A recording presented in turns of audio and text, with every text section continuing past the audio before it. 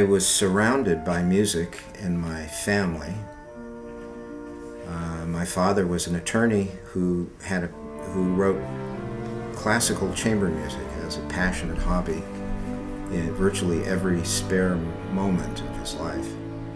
My mother was a violinist and a dancer, and my sister turned out to be a PhD on the flute. When I got to college, I just fell in love with music. It was like falling in love. I just couldn't think about anything else, and that really has never changed.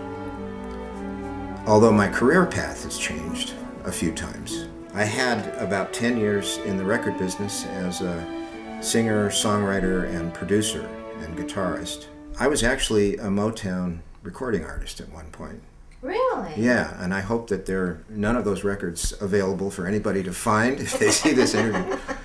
But that was a very important part of my development because I learned about production and about how the chemistry of the music and the recording studio work together, and that's turned out to be one of the most valuable things that I learned. But while I was a Motown recording artist, I was on tour after having released an album, and I was doing a TV show, and I noticed that there was a problem in the little finger of my left hand. It just wasn't doing what I told it to do. There was some kind of minor neural damage that just was not going to be fixed. This was after, studying classical guitar and other kinds of guitar for, half my life at that point.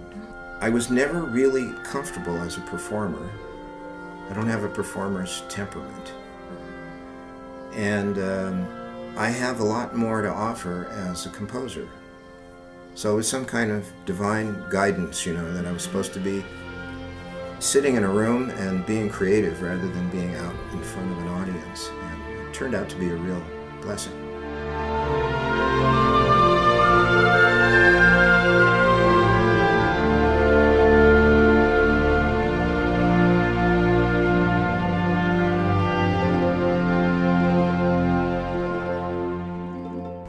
You've won numerous prestigious awards, including an Emmy Award for Outstanding Achievement in Music. What does that entail? How do you get to that point where suddenly someone says, hey, you've done this and this, so here's this award? In this case, it was a chamber orchestra score for a documentary called Dying with Dignity.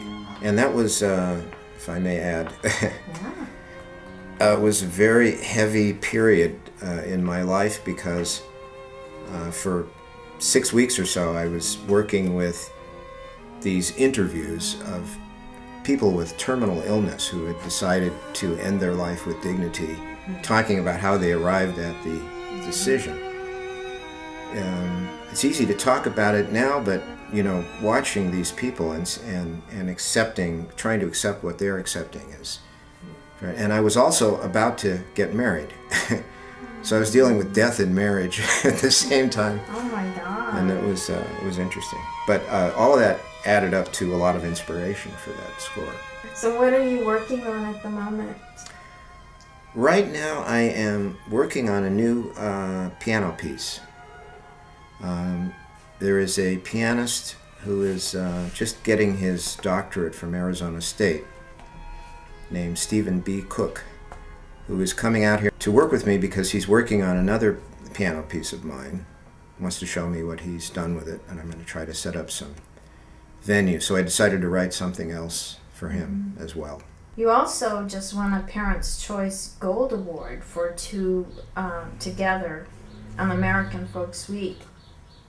Can you tell us a little bit about that? We came up with this idea of doing an album that was aimed at having mothers and children listening together to this album. So that's where the idea of Two Together came. We got the idea of taking well-known American folk songs and having me do themes and variations on American folk songs.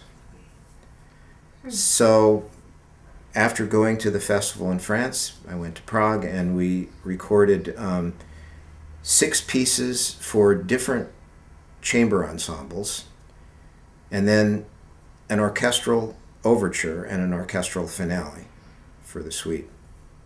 By the time I got the green light from the company to do this album, and they had okayed the budget, I had less than 30 days to write an hour of music from the time we started till the time I had to leave for Europe. Oh my God. So it was an interesting creative experience because I had to just totally get out of my own way and let it pour out. And in this case, I'm very happy with what came out. Good. Tell us about metaphors and contrasts. That is a woodwind quintet, which was just born officially this last April. It's a very 21st century kind of thing in that this woodwind quintet called the Midnight Winds, who are all recent graduates of USC, very fine players, they found me on MySpace, and I heard them, and I was really taken with their energy and their precision and their sense of humor, and I thought, yeah, I've got to write something for these people. So I took the project to this organization, Shumei Arts Council in Pasadena, who I'd done some projects for, and proposed the idea of them premiering a new piece that I would write for this group in their auditorium. And they had a perfect concert for it. They had a concert where they feature the best young chamber players from the whole Southern California area. So that was a case where I sat down and started writing for a medium that I've never written for. I've written for all the different instruments in the quintet, but I've never written a woodwind quintet, and that's one of the standard chamber groups. So it was exciting because I knew that there was a potential life for the piece beyond just the concert. So do you have a website where people can learn more about you and contact you? Yes, I do. Okay. And it's www.stephencohn.com. Stephen, thanks for coming on interviewworld.com. My pleasure.